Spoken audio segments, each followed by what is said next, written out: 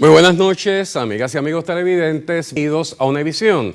Héctor Méndez Caratini es uno de nuestros maestros fotógrafos y videoartistas de mayor trayectoria, con 3 décadas y media de excepcionales proyectos de creatividad de reconocido mérito. Más de 100 exposiciones y 7 videos artísticos ilustran y atestiguan la fértil creatividad. Su trayectoria académica lo llevó desde la Universidad de Puerto Rico a Boston University, al Germain School of Photography en Nueva York y al Centro de Estudios de Puerto Rico y el Caribe. Al presente, su excepcional muestra, Incaterra, llena las importantes salas del Museo de las Américas con la fuerza de la mística incaica y borincana, la preservación del ambiente y el respeto por la Pachamama, nuestra madre tierra. Esta noche conversamos con el artista.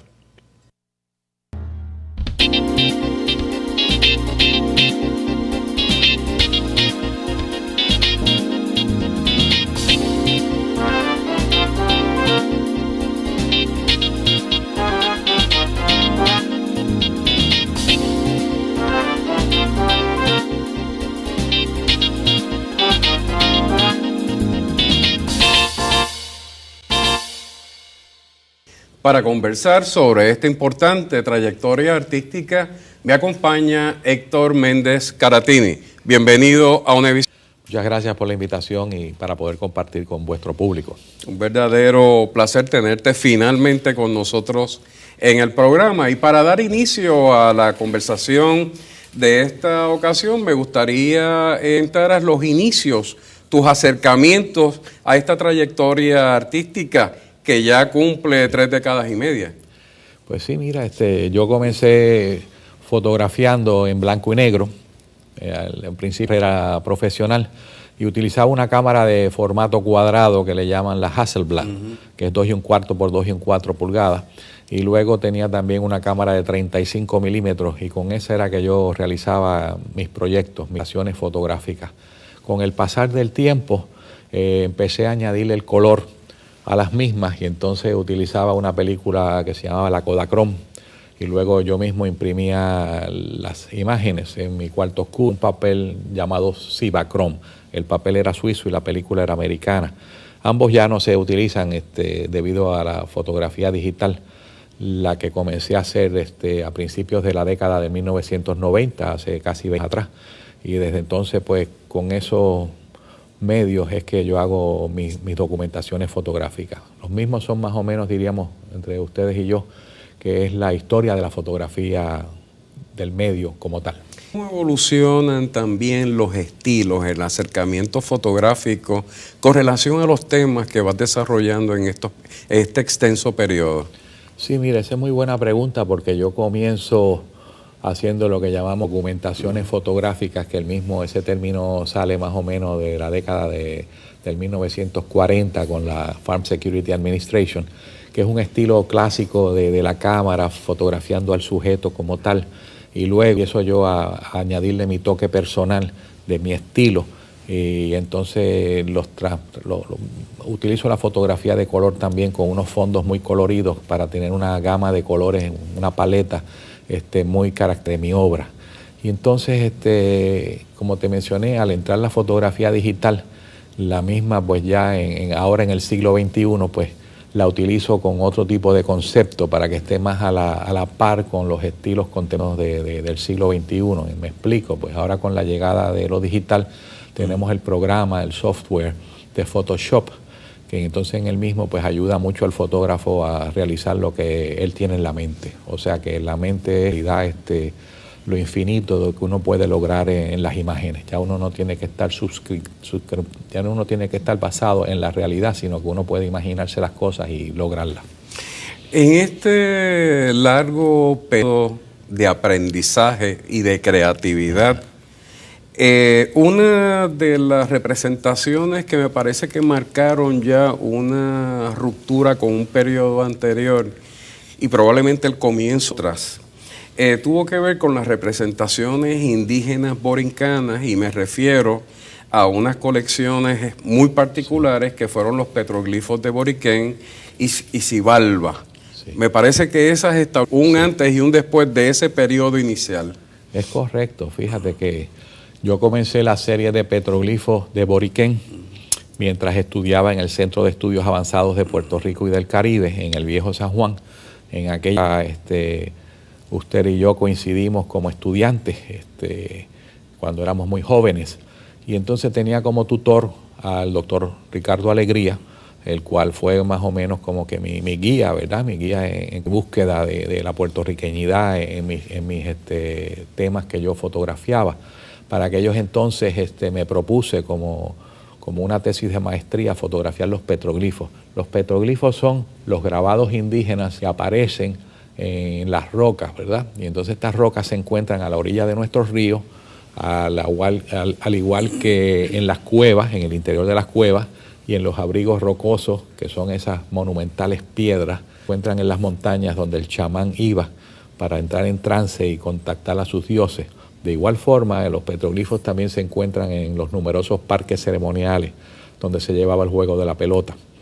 Entonces estos petroglifos comencé a fotografiarlos en el 1974 y terminé de fotografiar el tema, ¿verdad? En el 1996, así que estuve trabajando arduamente en el tema, en la búsqueda de esos lugares. Logré fotografiar 40 yacimientos arqueológicos en Puerto Rico que contienen esos enigmáticos petroglifos.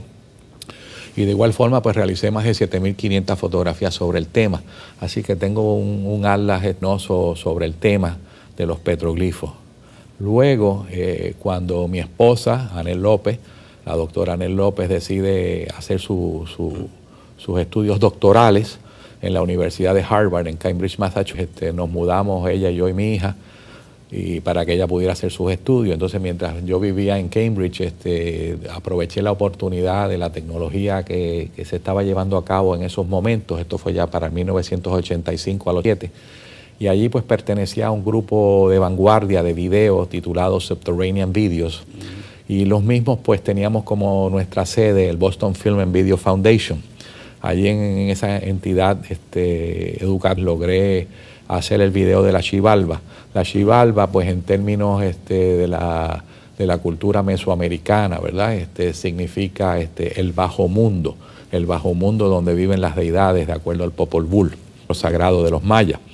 Y entonces para esa serie, pues yo lo que hice fue, me había llevado mi extensa colección de fotografías en blanco y negro de los petroglifos que les mencioné, y entonces fotografié los mismos y luego a través de las computadoras logré añadirle color y movimiento a dichas imágenes. Ese portafolio del Xibalba logró posteriormente en el 1990 el premio Lihotzky Photography Award que otorga al Boston University, y un año más tarde logró también el Kodachrome Award of Excellence que otorga la Kodak de Rochester, Nueva York.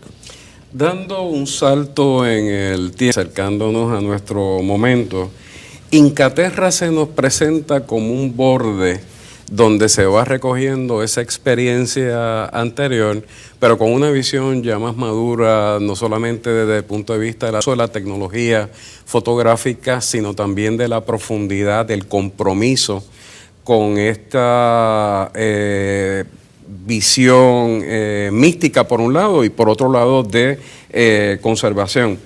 Incaterra se presenta como una suite en 3 movimientos. ¿Cómo explicamos esa analogía entre la fotografía y la música? ¿Y cómo se origina realmente esta? Como dato curioso, ya en el comienzo de mi carrera, en el 1974, yo fui a visitar distintos países de Latinoamérica.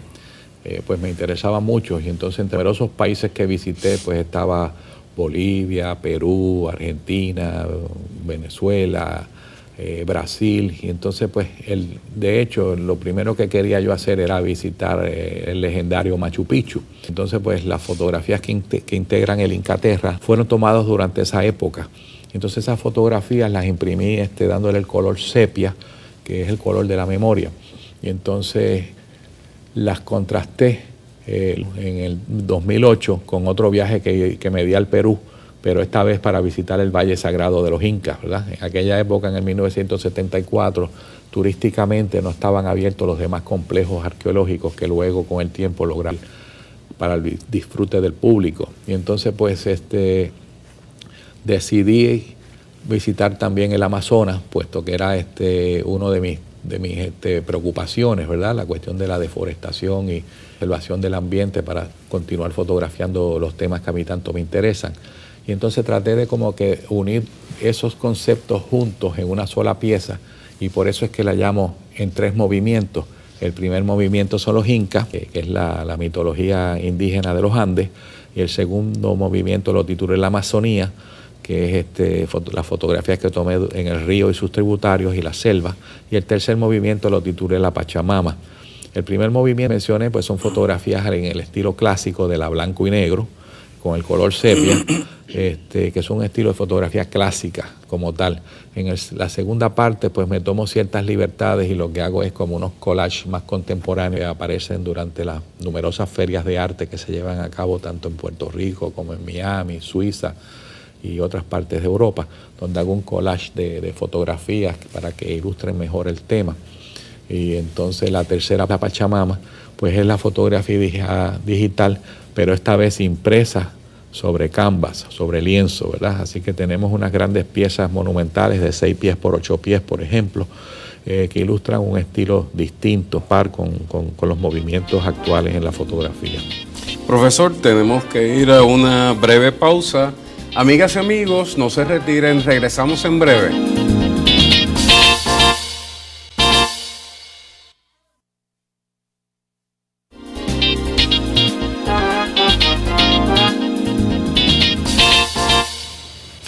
Continuamos conversando con Héctor Méndez Caratini. Otro aspecto muy importante del trabajo que realiza al presente tiene que ver con lo que ha llamado el Centro de Conservación de Plantas en Peligro de Extinción. ¿Qué origina este particular proyecto? Ese es un centro de plantas en peligro de extinción que comencé hace como 10 años atrás. Siempre he estado muy interesado en la conservación del ambiente, y como vivimos en un Puerto Rico que está tan lleno de cementos lados y por donde no se respeta la naturaleza y donde se talan los árboles indiscriminadamente, pues decidí poner mi granito de arena y privadamente pues crear un centro donde esas plantas endémicas países, así como en el nuestro, pues puedan subsistir. Es como un tipo de arca de Noé, donde he logrado conseguir plantas de todas partes del mundo tropical, Costa Rica, Panamá, Colombia, Venezuela, y entonces las estoy creciendo en Puerto Rico. Todo esto con los permisos requeridos del USDA, o sea que yo tengo los permisos de importación para traer esas plantas. De forma, en mi viaje al Amazonas, pues el propósito también era recolectar esas plantas y luego introducirlas a Puerto Rico. Es un centro donde la gran variedad de plantas que tengo son de las especies Zingiberalis, que van a las heliconias y los costaceae, que son unas plantas a las cuales yo me he dedicado exclusivamente a conservar. De igual forma también tengo numerosos árboles frutales, algunos de ellos provenientes de Asia que he ido, creo. Entonces este centro pues ya lo han visitado varios botánicos internacionales, y entonces se quedan maravillados de la cantidad de flora que tenemos en el mismo, y muchos de ellos pues se llevan algunos ejemplares ¿verdad?, para reforestar sus respectivos países. Ellos me comentan de que con el progreso pues se construyen autopistas nuevas, y esas autopistas pues lo que hacen es deforestar el ambiente en esos países. Entonces me han comentado cuando ven si en particular esa ya no existe en Perú, esa ya no existe en Ecuador, y entonces de esta manera pues se logra reintroducir nuevamente. Excelente, es un gran proyecto. Me gustaría que pasas a hablar sobre las raíces ancestrales en el Nuevo Mundo, que han sido temas reiterados en los trabajos fotográficos, principalmente tradiciones y costumbres religiosas, entre ellas el gagay vudú haitiano, María Lionza en Venezuela, Cali y Marianman en Martinica y los orillas de Brasil, que han sido constantes de la temática y religiosa en su fotografía. Sí, durante mi carrera yo he tratado de destacar nuestra herencia cultural y entonces estaba fotografiando las distintas manifestaciones de la religión popular en Puerto Rico. Fotografiaba a la Virgen del Carmen, la procesión de los pescadores, la Virgen de la Monserrate en Hormiguero, ¿verdad? Que es el milagro sobre el toro que se arrodilla, y la Virgen Negra, y de igual forma pues fotografiaba Vía Crucis y otras escenas típicas, los altares caseros en las casas, el espiritismo, bueno, en fin, sin númeras manifestaciones de la religiosidad popular. Y entonces luego de haber agotado ese tema, pues dedico a incursionar unas variaciones de los mismos en otros países. O sea, he tratado de internacionalizar mi obra buscando otros temas de la herencia cultural, pero en otros países. Me explico. Entonces, de esa manera, con la ayuda de mis amigos, he logrado hacer el tema. Por ejemplo, el gagá y el vudú en la República Dominicana se lo debo a una estrecha relación de amistad que tenía con Disco Alegría y su compañera Soraya Aracena, los cuales me invitaron para que yo visitara numerosos bateyes en la República Dominicana. Los bateyes son esas estructuras que se encuentran en los cañaverales donde albergan los haitianos. El gagá significa una sociedad religiosa cerrada, ¿verdad? Que tiene una estructura de valores donde está el presidente del gagá, el policía del gagá, las reinas del gagá, los mayores. Y entonces pues yo visité más de, bueno, un sinnúmero de gagás a través de toda la República Dominicana, llegando a recorrer más de 1000 kilómetros en automóvil, ¿verdad? Y llegué hasta la frontera con Haití para documentar allí una ceremonia que se llevaban a cabo en las tumbas de un cementerio donde los cachúas, que son con unos cuernos, se parecen a los gigantes nuestros, con unas caretas de papier maché, le entraban a latigazo limpio para que los muertos se levantaran y le hicieran los favores. Por otra parte, también visité también en 1991 Venezuela en 2 ocasiones. En la primera ocasión, las empresas Polar, que distribuyen alimentos y bebidas en Caracas, ¿verdad? En Venezuela, me estaban invitando para que yo fuera miembro del jurado de uno de sus certámenes fotográficos. Y allí pues aproveché la oportunidad para solicitar a una persona que yo admiraba mucho, que era el antropólogo Mariano Díaz. Me hicieron tal acercamiento y cuando conversé con Mariano, él inmediatamente le gustó la idea de lo que yo hago y me dijo que regresara posteriormente, varios meses más tarde, para que él pudiera coordinar cuando me iba a llevar hasta la montaña sagrada de Sorté, en el estado de Yaracuy, para allí comenzar mi documentación sobre María Leonza. María Leonza es esa deidad que se encuentra en las selvas, ¿verdad? Ella es la protectora de los animales. Si acaso algún animal anda herido, pues ella lo cura, ¿verdad? Ella es una deidad femenina. Y entonces, pues en Venezuela, pues logré hacer el trabajo de la María Leonza. Cabe destacar que en este tema de las raíces ancestrales, yo cargaba 2 cámaras, una de fotografía fija en colores y en el otro hombro cargaba la cámara de video. Así que por lo tanto el tema lo fotografiaba tanto en color como en video. De esa forma pues hacía películas sobre los mismos temas.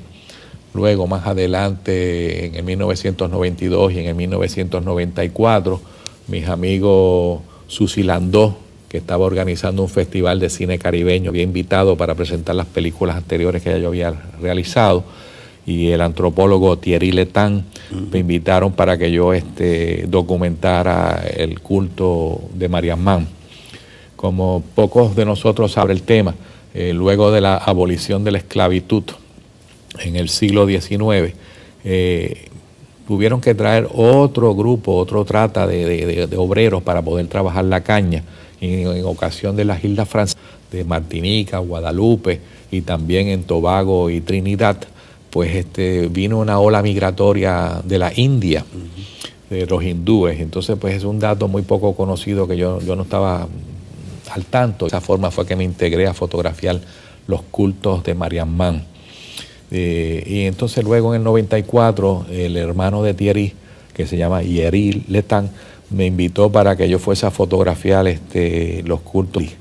Kali es una diosa muy temerosa en la India, en la cual exige sacrificios de sangre, ¿verdad? Y entonces pues allí logré hacer el resto del trabajo, el cual está inédito hasta el día de hoy.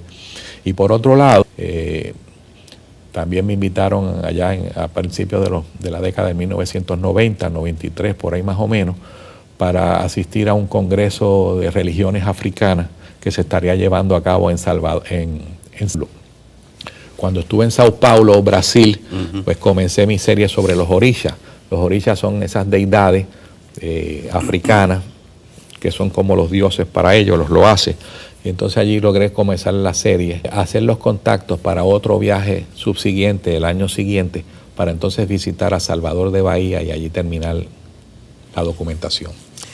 En nuestra conversación previa, preparándonos para me llamó mucho la atención dos proyectos en los cuales estás trabajando intensamente, que tiene que ver con la visita a los templos de Angkor Wat en Camboya, clave en esa historia del centro de Asia, y una visita a la isla de Borneo. Y en ese sentido hay una continuidad de lo que has estado haciendo con relación a las grandes civilizaciones americanas, por un lado, a lo que tiene que ver la conservación de las selvas tropicales, y el tercer aspecto, lo que tiene que ver con tradiciones y culturas de naturaleza mística y religiosa. Pero me parece que estos dos proyectos son dos proyectos que son sumamente interesantes y además importantes. El de la visita a los templos de Angkor Wat en Camboya, ¿cómo piensas desarrollar?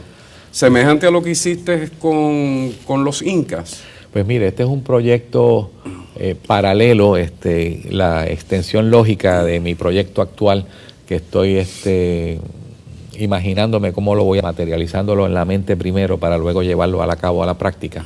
Y entonces para el mismo, yo pertenezco a la Heliconia Society Internacional, además de haber sido el presidente de la Heliconia Society of Puerto Rico. Iré a la convención que se llevará a cabo en Singapur en el verano próximo.